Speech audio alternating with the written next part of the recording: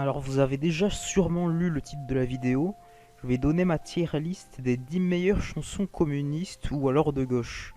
Alors avant que la vidéo commence, je voudrais dire que je me suis limité par une seule chanson par thème. Donc par exemple, il n'y aura pas plusieurs chansons sur la guerre civile espagnole. Ce top est aussi un top personnel, donc vous pouvez très bien ne pas être d'accord, ce n'est que mon avis, et j'ai pas non plus fait de sondage pour avoir l'avis moyen de la population. Alors pour la 10e place, j'ai pris le thème de l'anticentrisme, et pour ça c'est clairement Which Side Are You On qui gagne. Cette chanson a été écrite en 1931 par Florence Rhys. La chanson parle de l'Harlan County War. C'était une série de grèves au Kentucky due aux conséquences de la crise de 29. Alors même si la musique est plagiée de Lay the Lily Low, la chanson est quand même pas mal. C'est comme Every Extreme is on the Same Team, mais en moins 23 avant Jreg. You'll either be a Union man or thug for J.H. Blair. À la 9e place, j'ai mis une chanson à propos des inégalités qui est Banks of Marble. Cette chanson a été écrite en 1948 ou en 1949, je sais pas vraiment, mais c'est dans ces eaux-là. La chanson compare la pauvreté des travailleurs étant opprimés par les riches, qui vivent pourtant dans le luxe grâce à ces travailleurs. And the malts are stuffed with silver that the miners sweated for. À la 8e place, The Marching Song of the Covert Battalions, qui a été écrit par Billy Bragg en 1968, qui parle de la politique étrangère des USA de manière ironique. Ça fait un peu penser à When Money Comes Marching Home, mais en plus vieux. I've some news to you, we're here to defend wealth. Tra-la-la-la, tra-la-la-la, tra-la-la-la, tra-la-la-la. We're making a world safe for capitalism. À la 7e place, I Dreamed I Saw Joe Hill Last Night, ou tout simplement Joe Hill.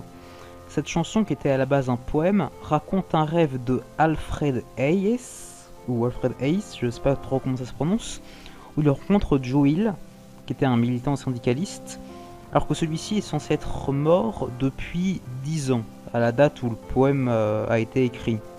6 ans plus tard, en 1936, Earl Robinson a pris ce poème pour en faire une chanson très émotionnante, même si ce mot n'existe pas. Je vous la conseille si vous aimez bien Joe Hill. The copper bosses killed you, Joe. They shot you, Joe, says I. Takes more than guns to kill a man, says Joe. I didn't die, says Joe. I didn't die.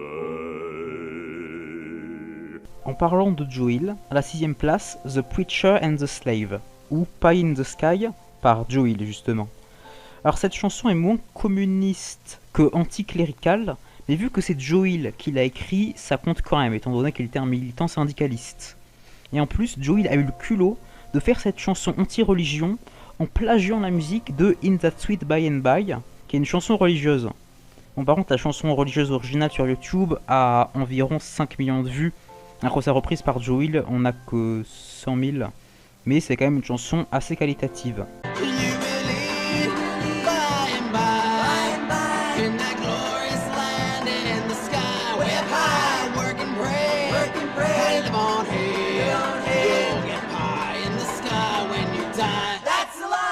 Pour la 5e place, je trouvais pas de chanson pour les troubles. Le problème n'était pas qu'il y en avait pas assez, mais qu'il y en avait tellement de bonnes chansons que j'arrivais pas à les départager. Donc du coup j'ai opté pour Rebels Songs, qui est une chanson sur les troubles, qui contient moult références aux chansons de l'IRA, comme ça je n'ai même pas à les départager. A field of offen rye and some missiles in the sky. Here sing the boys of the old brigade. Armored cars and tanks and guns, my old man is on the run. My little Armalite and hand grenade. Pour la 4e place, une chanson sur la guerre civile espagnole, Alors là encore, c'était assez dur de les départager, il y en a plein de très bien, comme par exemple No pasarán, si me quiere escribir, El Paso de Ebro, El Quinto Regimiento, En la Plaza de mi Pueblo, Ahora la... Bon, je vais pas toutes les citer, mais il y en a pas mal. Mais celle que j'ai gardée, c'est Puente de los Franceses, une chanson écrite en 1936 qui parle de la défense de Madrid. Donc ça déjà j'approuve. Et en plus ça parle de la bataille de la cité universitaire de Madrid entre les miliciens et les morts. Donc vraiment un truc assez qualitatif. Alors pour la troisième place, j'ai mis Venceremos. J'hésitais beaucoup à mettre El Pueblo Unido, mais cette chanson est trop classique. Alors elle est très bien, c'est pas ça le problème. Mais tu demandes à n'importe qui de donner une chanson de la Nueva Canción, il te donne El Pueblo Unido. Donc comme ça il y a un peu de suspense. Sinon Venceremos, qui se traduit en français par Nous allons gagner, a été écrit par Victor Jara pour la campagne du candidat chilien Salvador Allende, qui avait déjà participé à 3 élections sans succès. Mais la chanson porte plutôt bien son nom, étant donné qu'Allende a gagné cette élection à 70 000 voix près, ce qui est extrêmement serré. Et il reste encore aujourd'hui très apprécié au Chili de nos jours. Venceremos, venceremos, mil cadenas sabrán que romper.